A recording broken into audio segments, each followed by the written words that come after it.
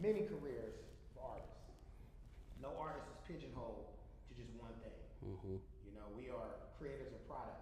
Mm-hmm. We are amazing, so we can do all things.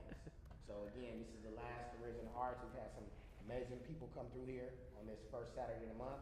If you didn't catch it, check it on Arts Clayton on our Instagram page, Facebook, and you'll see the past arts, Careers in the Arts interviews we had. So let's get started with the man himself, Dan the Man. What's happening, Dan? What's up, brother? Thank you for having me. Yes, indeed. Yes. Right. We've known each other for a long time. Yes, sir. Long time. All right, so you've had all kinds of artists here, Yes. and that's cool. You know, I'm happy to be here and share a little bit about myself. Let's start with that. Started my artist career in early 90s, and I was already actually getting paid to draw in school. When I was in middle school and high school, I would do a drawing and then exchange it for a lunch ticket. And then he's laughing. Yeah, lunch ticket, and I would have two lunches. I would eat lunch twice. Well, I gotta eat, and so I saw the value that others had in my art. Yeah. You know, just like that. Quick. Yeah, and I would decorate my textbooks with this sheet of paper. They used to give us a big sheet of paper. You cover up your textbook, Yeah. and I would draw on mine, and then people would hand me their sheet of paper, like, can you draw on mine too? Yeah. And I started thinking, that's gonna cost you. And my mother was big on Avon and Tupperware and all that stuff, so it was real easy for me to see someone selling. Yeah. You know, so that just helped me say, I need, this is my Avon. You know, I could sell this. And so by the time I got out of high school, I knew I wanted to be an artist, but I did not know what I was going to do. I did not know how artists got made, where did artists go, nothing. And so that's when I left the Marine Corps, and I said, well, let me go to Atlanta, because Atlanta was up and coming in those days. In '94, Atlanta was on the news because the Olympics were coming. So I came to Atlanta, and I still didn't know how I was going to be an artist. But one day, a friend of mine dropped me off in front of a tattoo shop, and he said, go in there, show them your work. And I was like, why would I do that? But all right, I'm not scared, I'll do it. I showed them my artwork. I used to carry a backpack full of sketchbooks and markers and pencils, and I showed them my portfolio. I never been to art school, but I knew that artists would put their artwork in those sleeves and in those black portfolio books, right? So I started doing that too. As just being interested in what others were doing, I would start doing the same thing. So I showed them my portfolio, and they offered to teach me how to do tattoos. And man, that was it. I was hooked. That was 1995, and it was still part of a lot of training and apprenticeship to go through, but it was real easy to go from pencil to the skin. You know, it's like bam, because it's just it's not the same technique, but it's still the same talent, the same skill. And man, I do not want to have any other type of job except for art. Yeah. Yeah. Mm-hmm. So what high school did you go to in LA? In LA, I went to Roosevelt High School. Yeah, it's nicer and tamed nowadays when I see it from the outside. I don't walk in it, so I don't know. But in the 80s, oh, it was rough. Yeah, it was rough. The 80s were. Grow up. Mm-hmm. Yeah, 70s and 80s, and you would get jumped on the way to school every day. Depending which block you walk down, you know, you keep your eyes open, and then you see somebody creeping. It's like, oh, I'm about to get into a fight now. And yeah, that was growing up in East LA, bro. Man. Now let me ask you, did you tag? Yes, all the time. Yeah, because I like my name. So what were you tagging? I like my name. You know, it was just my name. It was regular Dan. I didn't go for any weird names, and I didn't have any nicknames growing up. Okay. Because I did not have a group of artist friends. Gotcha. That wasn't it. It was just people in your neighborhood who it just slowly changes. You know, you're cool with somebody, you play, and then the next day they got their hair slicked back. Now they're wearing the white tee, and you're like, dang, they're in the gang now. That's it. They're in the gang, and so, but I would draw comics characters and stuff, and so I had not yet started to draw myself as a comic book character, not yet. But I would always do the letter D or Dan. And as a kid, when I was in like the 3rd or 4th grade, my teacher one of the teachers had a sister who was a substitute teacher, and so the sister would come and do substitute for that class. And one day she was drawing on the chalkboard. Something she was drawing. The class was rowdy. I don't know what was happening. I don't remember, but I remember walking up to the chalkboard and saying hello and whatever. And then she gave me some chalk and said, "Write your name." And so I wrote my name regular, Dan or Daniel. And she said, "No, draw it like this." And then she drew my name really pretty and cute. I was like, "What?" And so it had never occurred to me that letters could be art, right? And so that's when I was hooked after that. And so later, we're talking about tagging. I was doing nice letter D's. Like, yeah, my name, if anything, and I suggest this to any person who doesn't have to be an artist. If there's anything you could do that's artistic and creative, the first letter of your name, focus on that. Okay. Find a way to make it pretty. Mm-hmm. I heard it from Dan. That's right. So when you, how long did you do tattoos? Because when I met you, you had Vantage Point Studios and Yada. Okay, yeah. Mm-hmm. So how long did y'all run Vantage Point? That was 8 years. So after my apprenticeship for 1.5 years or 2 years, I worked at a tattoo shop. And the conditions were not good with the owner. And so, but Yada was already working there. That's where I met Yada, at the tattoo shop. Shout out to Lord Yada. Lord Yada, that's right. Cool dude. And he's my brother-in-law now. Yeah, man, that's crazy. Yeah. Y'all stuff went deeper. I kept that in the family. Amazing. That's right. Man. Yep. And so I knew that what I wanted to have more control over my career or what I got to do as an artist. That was it. Yes, you're an artist. You're drawing. You're tattooing people. By then, Yada started teaching me how to paint and try out other art mediums. And but there was always this 9-to-5 mentality because you had to show up at the shop, open the shop, stay there till close, day in and day out, right?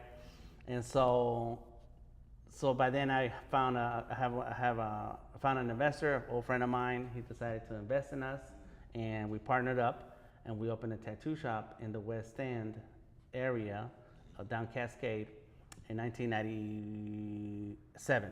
Yeah, 97. Yeah, and then from there we went hard.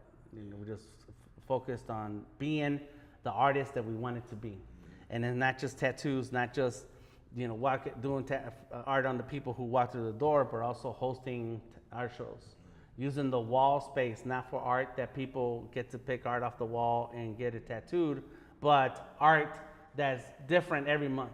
Every month is different, and so it's we had a good time, being free, save no money, and just enjoyed ourselves. Yeah. And this is right before social media. Social media started right at the end.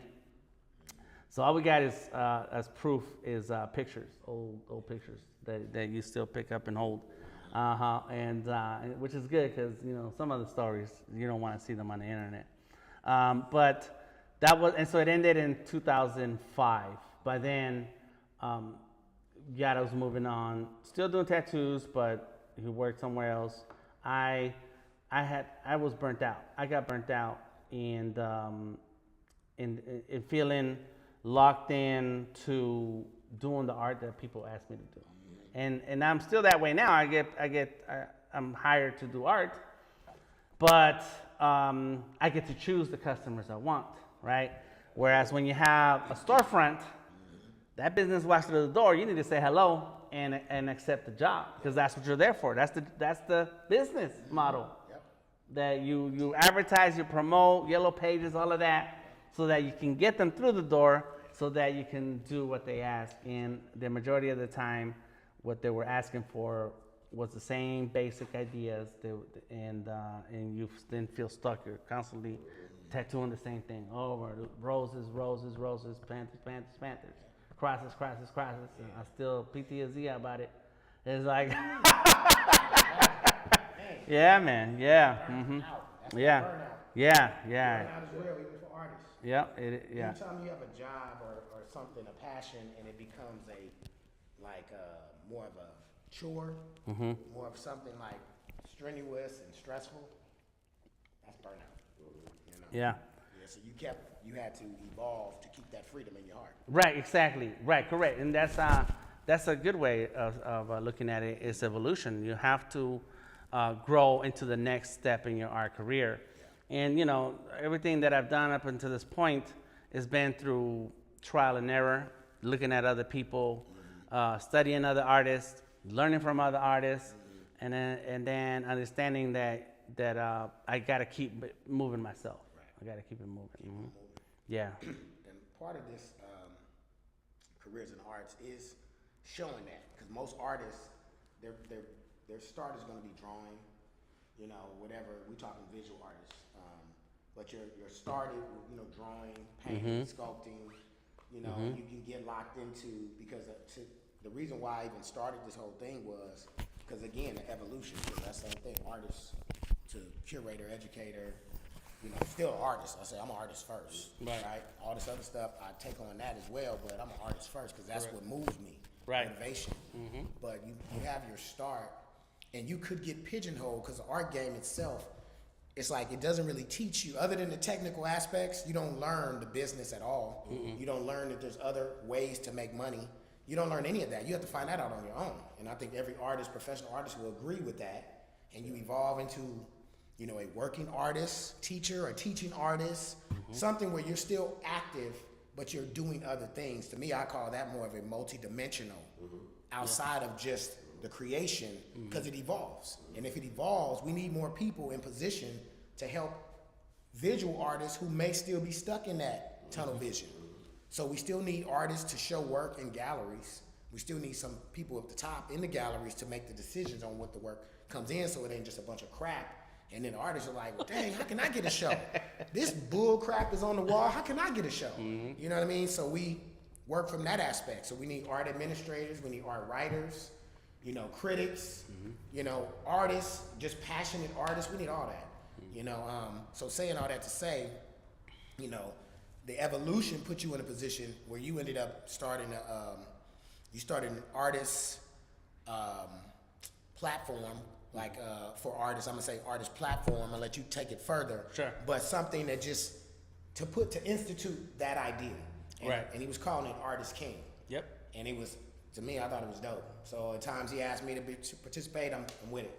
Yeah. You know, I don't turn people down when they ask for stuff. I usually like just go with it because I know what it takes to build this art thing. So I didn't come here like it's just about me and my art.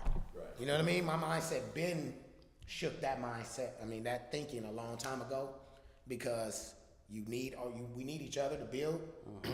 So if somebody needs something, you know, hey, you know, we need to help each other. So those collaborations are very important.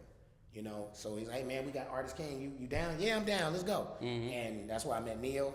You know, and a bunch of other cats, and some of us we already knew each other. But speak on Artist King, man.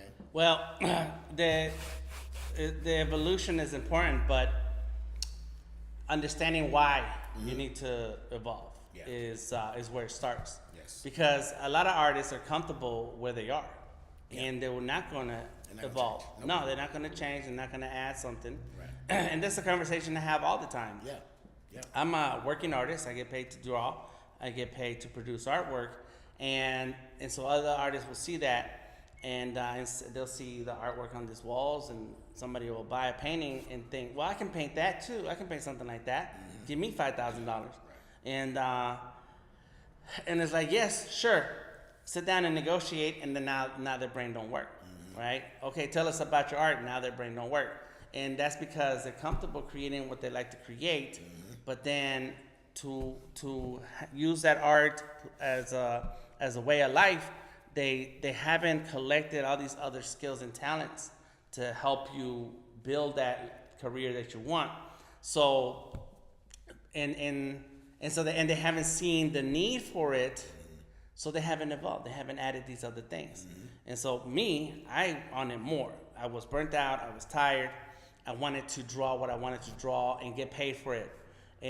But who's gonna pay you to draw the things that you feel like drawing, right? That's the key. Like, how could I find somebody who's just gonna be like, that's awesome, Dan. Here, do more of that. Here's some more money. There you go. Right? And nobody tells you these things, and art business education is not commonly taught, you know. And so that's where the evolution comes in. It's like, well, this is not enough, you know. And when I was burnt out, also, Lord God and I, we reached our highest level of business skills. Like, that's it. We tapped out. We saw other tattoo shops growing, getting several locations, you know, these guys becoming superstars, and like, well, what are they doing? What is it? And or what is it that I'm not doing that's not happening for me? And that's because you reached the level of what you know. Yeah. So we shut it down, and that's when I decided that I need to find that joy of my art that got me into art, the joy creation, and find the people who will support that. Now, how is that going to happen? And so I went off on a business education path, entrepreneurship path. And there's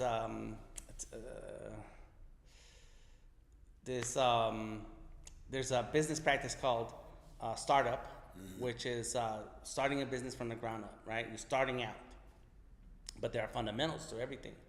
And so that's where I went off, and I got me some mentors in the business community, mentors in the startup community, and they started telling me all these things that are the basic fundamentals that you should know when starting a business. And when you have customers, that's when you have a business.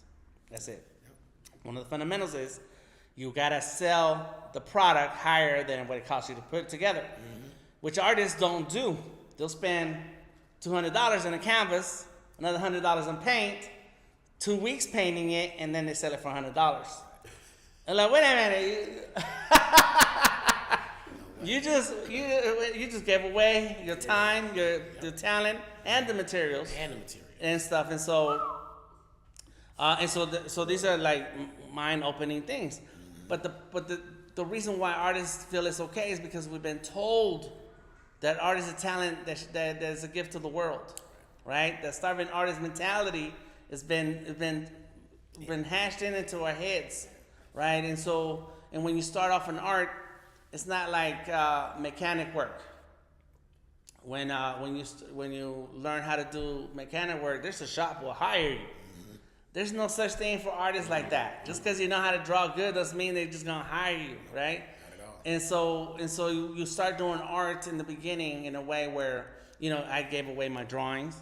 So I was taking a hit. I was taking a loss, right? I was selling my drawings for a lunch ticket. Well, whatever that lunch ticket was worth, that burrito, that pizza slice, that's how much my drawing was worth at that time. And so we grow up thinking, oh, this is something that I can constantly produce. So I'll accept any price right now. And that's when we don't pay attention to our budget. Another fundamental. How much is this stuff costing me? Every trip I go to the store, I come out with bags of art materials, and I'm broke because I spent all my money on it. And art companies are not giving you a break. They making profits, right? So those are the fundamentals that as time goes on, you have to understand about yourself. You have to understand about your talent, about your work, and say, okay, well, I need to earn more money than what I'm spending. I need to find people who want to buy the stuff that I already like to do. And slowly you start evolving, and with the evolution of social media, I started seeing all these posts about artists saying, somebody want to buy art, oh, come and check out my gallery, oh, check out this, check out that.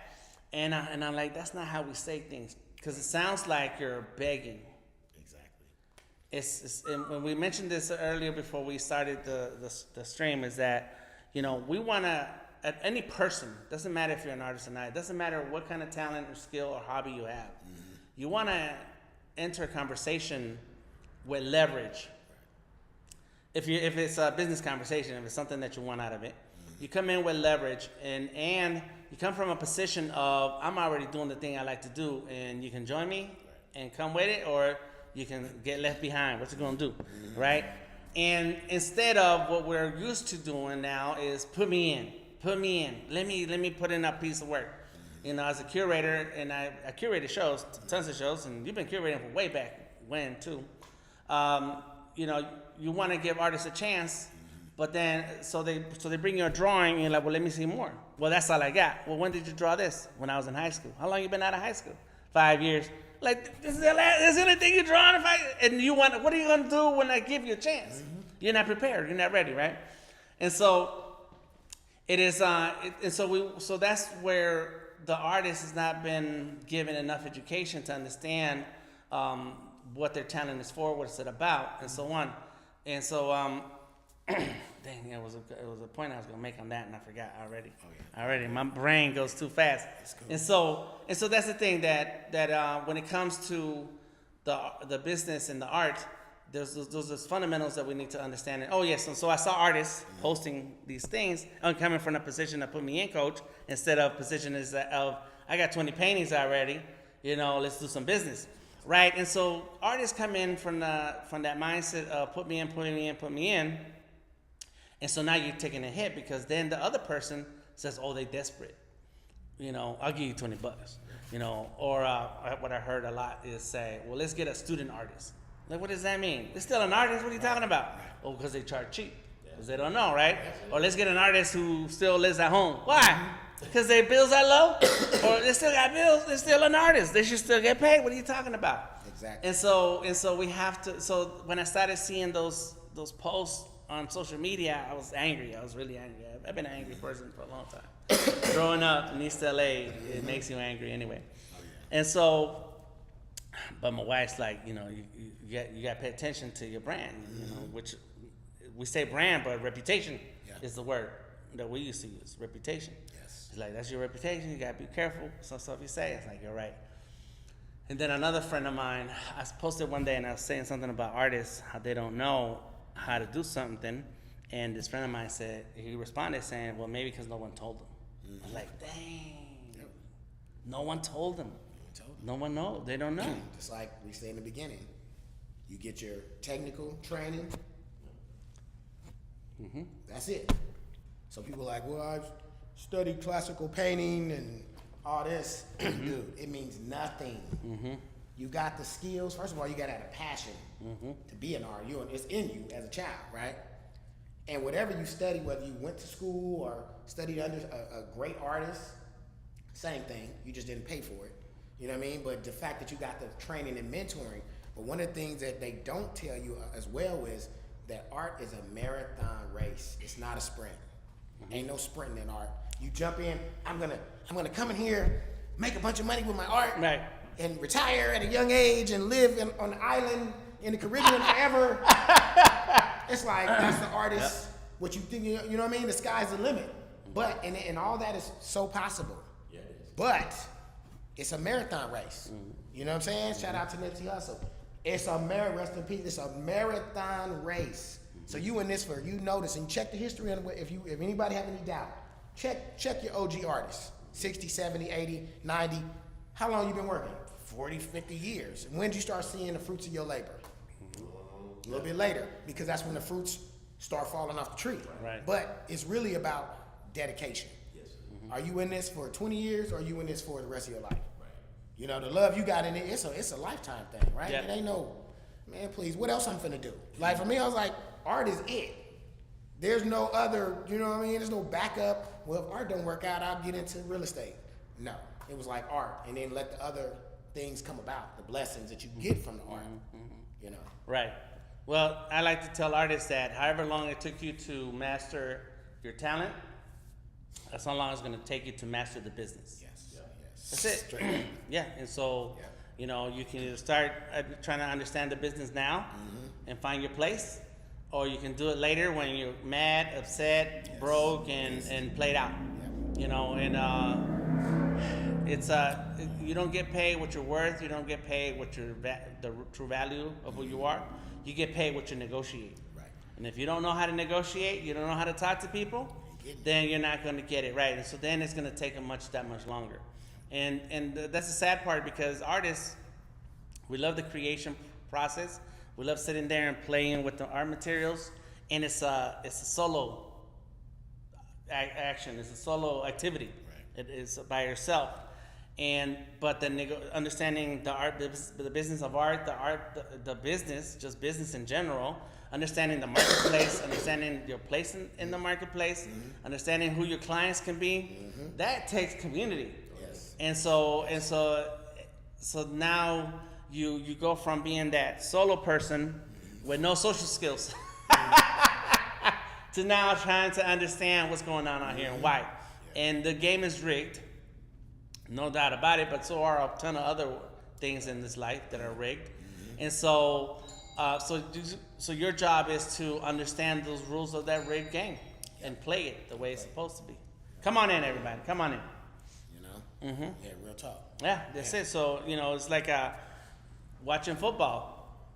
And I reference football because I watch it every now and then, but I don't know all the rules. Except that you see something, the play went bad, or somebody cheated or something, and you can clearly see it, but they didn't get caught or wasn't called out, and you're mad. It's like, well, that's the game. You got to understand that somebody's going to act that way at a particular point. And so with the business of art, you have to understand which game you're going to play, in which arena, in which level, because from fine art to comics to animation, they're all different types of game. They're played in different marketplaces with different types of people. Yes. And some people are more cutthroat than others. Yeah. And so you have to sit there and study it for a while before you walk in. You cannot walk into, me and you, maybe you because you work out a little bit. No, me and you are not going to walk into the Falcons game and say, put me in and put on the helmet and run into the thing. That's crazy. Give me a 5 years of training. Yeah. All right, I say 5. Because those guys, they've been training their whole lives. Yes. And so when you enter the art market, there's been people there for a long time. They've seen artists like you come and go. Yep. So you need training. You need training, marathon training. Yeah. You got to learn how to breathe, learn how to move your body, right. The diet, all of that stuff, so that your body can be 110% and not get broken in the first place. Straight up. So that's the sad part about artists, and so that they don't take the time to learn the business side of it. They believe that someone should just come and get them out their house, be like, this artist is amazing. Right. Come on, let's go. Yeah. Let me take care of you. How come someone won't discover me? Why won't I be discovered? Well, when did you go out and talk about your art? Right. And so then that's when we started Artist King. Sorry, I got all the way around the world to talk about Artist King. All good. Yes. And so that's where the why of Artist King is that there's art everywhere, and we all have to understand, everybody has to understand, artists or not, that it took an artist to create this fabric. It took an artist to create this chair, that shirt, this wall, that brick, an artisan, a craftsman. Come on in. It took dedicated people to decide that I'm going to create this thing, and then society said, "Oh, that's useful. Let's use it for this." Exactly. Right? And so art is the same thing. We have to understand that without the creation process, without art, none of this stuff is going to be exist or available to society. Zero. The print that Neil has on his shirt, the print that you have on your shirt. Somebody had to draw it before Walmart could put it in their store. Somebody had to draw it. Somebody had to make those textiles and sew them together. Those are artisans. And so art is king. And it's not a king-queen thing. It's on top of it all. Art runs it all. And until we see ourselves as those people whose job is to do this creating, and the value, and recognize the value that we deserve and we bring to this, we're gonna keep getting run over. And so that's where Artist King comes into play, is that you gotta have the right mindset. Forget starving artists, forget trying to struggle for your art. It's part of life, but that's not what we're gonna glamorize. We're gonna push hard to understand the business, so that when you get into a conversation where somebody sees you drawing, and they're like, hey man, what you got going on there? That's cool. Do you draw? Is that what you do for business? Like, yeah. And I said, well, how much is it? $1,500. They're like, oh, you too expensive, man. You crazy. Because I saw somebody at the club selling $10 drawings. Because I was at MomoCon, and somebody who spent $1,500 for his booth and a table for 3 days is doing $10 drawings. What the hell? What's wrong with you? We don't value ourselves. We don't understand the business. Not ready to have that negotiating skills to negotiate for ourselves. And that's what Artist King is about. We got to represent. We have to. Yeah. Sorry, man, getting hype. Yeah. So when was the last, and when is the next Artist King conference you're going to be planning? The last conference was a while ago, and it's a lot of work to bring things together. We've been fortunate to find sponsors along the way who want to see the community build the pool talent that continues way beyond. One thing is to encourage an artist now, but and to continue creating. Another thing is to educate them on the business so that they can get paid to keep on drawing. And so it's been some years since we've done an actual conference, but up until the pandemic, we were doing events, monthly events. And the Microsoft store was one of our sponsors. Yeah. And so then when the Microsoft store had to shut down, we stopped. But that's the physical ones. Online, we're still doing it. Gotcha. They're not called Artist King every time, but the business and the education and the business of art is constantly happening. I stream every Monday and Wednesday at 7 o'clock on Behance, YouTube, Facebook, LinkedIn, and Twitter. All right, so any one of those that you're on, you can watch me. And I explain some of my business processes. I explain some of my creative processes. I answer questions. I take artists through the steps of understanding their business, their social media presence. And that's a passion of mine. Drawing is the only thing I want to do with my life. But I enjoy seeing artists get paid for their work. I love it when sometimes I wish it was me. Like, ooh, man, that was awesome. But I love seeing other artists get paid and do some great projects. Like, yes, that's all we want. Yeah. Because if someone else can do it, then that means I can do it. Yeah. You're flesh and bone just like I am. Yeah. All right? We got brains inside of here, Yeah. It's like, if this person can do it out there, well, that means I can do it. I just need to understand what they did, the steps. Right. What are the steps that I'm missing that I need to handle? And so seeing these other examples of other artists getting paid, it just brings me joy. And I encourage artists all the time. I'm talking to artists all the time, giving them advice, giving them steps to take. Because, man, when an artist tells me they don't need me anymore because now they're making it big, I'm like, yes.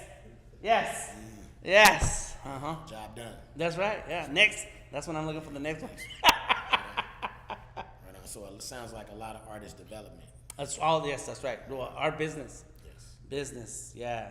Because you can draw like me if you want to, but whatever you like to draw, we'll find the business for that. Right on. We need to find it. Yes. All right. So you're looking to plan, when are you going to get back to the physical since things are clearing up a little bit? Whenever Artist Clayton says we have some dates open. Oh, yeah. In the second half. We definitely want to talk of 2022. Yeah. Yes. Yeah, this definitely, I think it's time. It's getting ready. I think to introduce that to Clayton County. That's right. Yeah.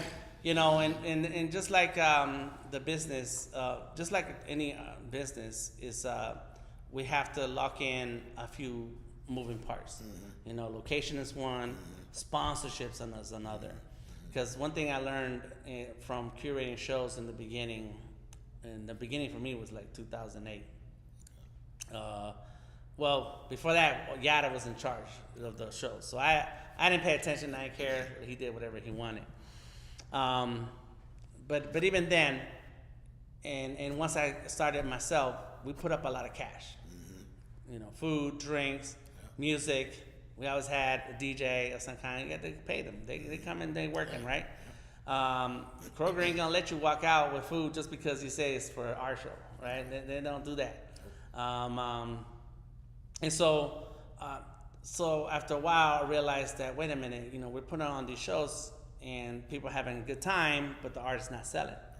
And so for art events, I decided to focus on, in order to make it worth my while, besides just a good thing for the community, was that I need to cultivate collectors and sponsors. So even if we didn't sell anything and we just had a good time, at least everything was paid for. Yeah, so that's gonna be the steps that I like to take next. And I have an artist mentor. W is my artist mentor. Okay. But more so than just the artist, because he tells me stuff sometimes, and it's like, oh, that's a good idea, and then I do it, and that was awesome. He's been instrumental in telling me where I need to work on when it comes to art events. Because he got big sponsors. Like that dude, oh my gosh. And so I'm like, okay. Sometimes you can't choose a date until you have things paid for. Once you know you have things paid for, then like, okay, cool, let's do it. Because the day of, you're not stressed out. The day of, you're having fun, and it shows with a better show. Right. Yeah. So yeah, man, let's do it. I'm down. Let's talk about it. Let's go. Let's go. So be on the lookout for that. Yeah. Artist King collab with Arts Clayton here in Clayton County. Now, as far as your art, you brought this piece here. Can you tell us about this? Yeah, man. So my art is very inspired by comics, inspired by culture, my culture, Aztec culture, inspired by character. It's very character focused. So I like drawing people and characters. Things, maybe, but more people. And so this particular canvas, what's crazy about it is that an artist friend of mine told me she was quitting the painting business. And she had a ton of canvases, and she was giving them out. So I went and picked them up. And so she already had the base. She had the texture. She had some of the colors. Okay. And I let it sit in my studio for a while. And during this time period, I was doing a lot of robots and sci-fi things with a combination of Aztec art. And so I was doing a painting for one of my shows. And once you get into the groove, you're painting for a few days, like you just can't stop. Even if that painting is done, like, well, let me see what else I can paint. Straight up. Yeah. It's like that happens to me with the glue gun too. Oh, yeah. Like, man, you do the thing you're supposed to do with the glue gun. After a while, you're like, what else can we put some glue on? And so I saw it. I saw that canvas sitting in the corner of my eye, and it was upside down. I said, wait a minute, I think I see a figure. And boom, it came out. And so this is it's an Aztec goddess, and with the angel wings. It just kind of the blue that was on there, I already had that blue wings set up. Okay. And I could kind of see the head and the hand up there. I said, well, let's draw that. Let's go with that. And my technique is always acrylics and then markers. Okay. Because I kind of fell into that marker dependency because I like clean lines. Yeah. And when you're painting, and if you don't have the right brush stroke, that line's not going to be clean. No. And if you don't have the right texture, the brush is going to go crazy. Yeah. And so I'm like, so markers is my thing. Paint markers, yeah.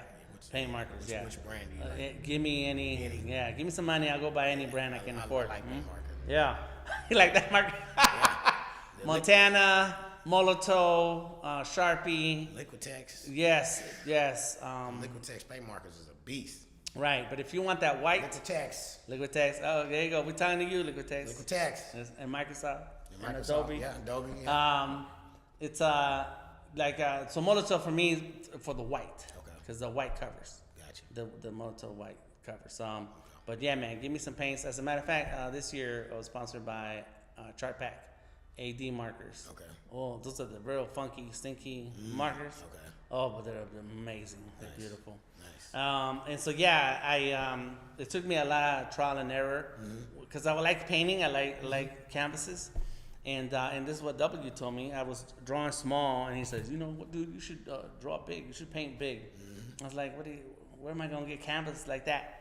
And but once I did, I was like, oh man, yeah, because now I can I get lost in the details, and you can add details. You can change the size of the marker you're working with and get in there really tight. And so yeah, that's how that piece came out right there. And a lot of my artwork is just like that. Even comic book art, my NFTs, my digital, all of it is tons of color, but detail. Yeah. Right on. So what do you call this piece? You know what? It has a name, and I can't remember now because I grabbed it today. She's a mecha goddess. Mecha for mechanical. Yeah. Goddess.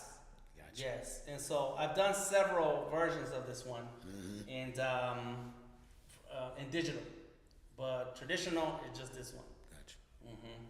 Yeah, man. Yeah. I like it.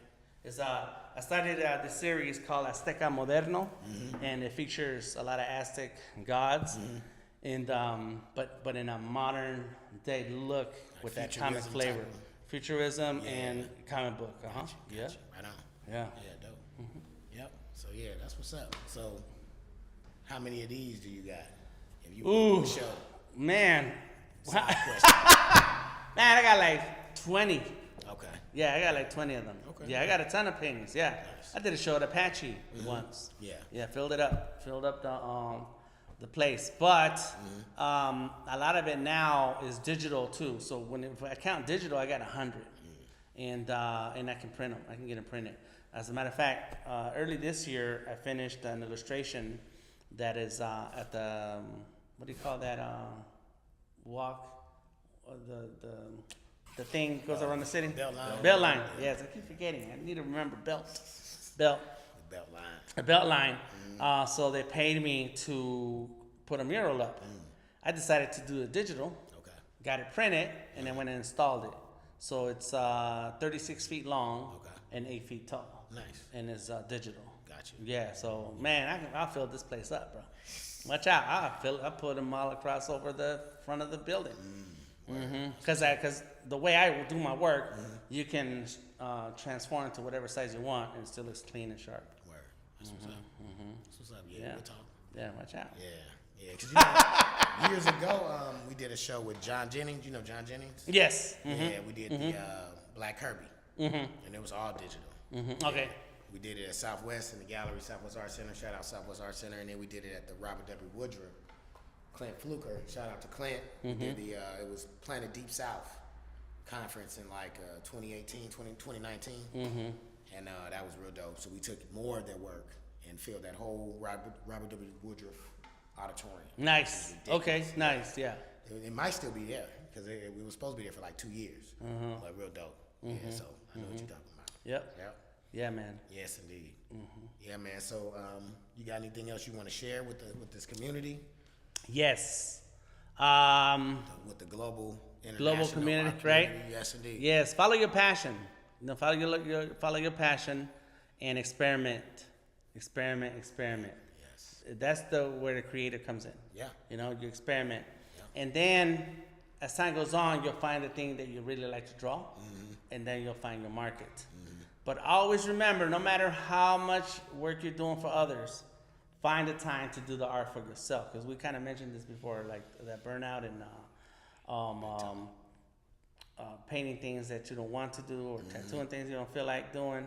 Yeah. And that's the business. A lot of times you get caught up in something, in a project. And what I do is I'll work on a project for days on end. Every day you sit down and you're working on it. But every few hours I'll draw a skull. Like, if I'm drawing like a children's book, everything's cute and pretty, lots of flowers, and then I'll draw a skull. I gotta do some drawings for myself. And you gotta keep that joy. Find those moments so that you can keep that joy, because the last thing you want is for art to become this chore. Burnout. You don't want that. Yep. Start to hate it. Yeah, man. Yeah, no. Art saved my life. Yeah. Real talk. When I was growing up, I saw a lot of kids go into the gangs. By the time I graduated out of high school, half the people were dead. Yeah. By the time I turned 21, I was surprised that I even made it that far. and many others were in prison or more dead. Yep. And so it's like, if I had not become that person that's stuck drawing, that it's more important for me to see how this drawing is going to end up versus being out on the streets. Yeah. You know, I would have a totally different life. Oh yeah.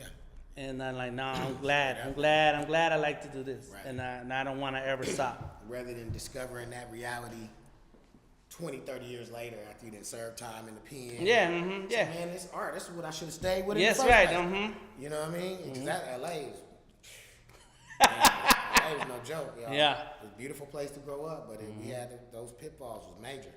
And so, you know, if you made the right decision, you are like, well, thank God I made that decision. So, yeah, big shout out to you for that. Yes, sir. Yes, indeed. Yes, sir. All right, anybody have any questions for Mr. Dan, brother? No? Okay, all right. Neil? Really, no, you covered everything. You know, Okay. I don't really have questions. Like, it's always about what's next. And like you said, it's always about doing something that's not going to get stale, get boring. And like I said, constantly recreating. Yeah. You know, even though you've gotten, you know, you've done very well. People know you, your brand's good, reputation good. But then, like you said, you get burned out. Doesn't matter. It happens. It's a cycle of life. And then from that point on, you say, okay, where can I go next? Because as you get older, you know, you start to say, where do I go now? You know, even when you think you've already done all the stuff you wanted to do, what's next, right? Yeah. And that keeps you alive, actually. That's right. Keeps Yep. you vibrant. It really does. So that's the part that's very important, you know. Instead of kicking back and retire, like I can sit back and retire, but I don't want to. It's like, no, I want to get back and keep doing what I'm doing. So many, and like you said, teaching and just keeping the young people inspired. That's our job. That's right. Basically, as successful artists. Yeah, you take have that. to look at the young people and say, come on, get in there. Yeah. You can do it. Let's go. right. We need more of you. Yeah. I mean, and you made an interesting point, because if you really break it down, how many really retired visual artists are there? Because like Elizabeth Catlett, right? Elizabeth Catlett, rest in peace to her, the OG Elizabeth Catlett and her husband Francisco Mora. You know, when they were living in the United States, or really they were living in Mexico, and then I think they moved back to the United States. But she died at like 90-something years old. She was like 98, I think, when she passed. Still working. You know what I mean? So there's no retirement. Yeah, I know. Because you sound like you was in and out. You're like, yeah. It's like I pretend I am, but then next week somebody said something, will hire you to do something. Right. Okay, here we go.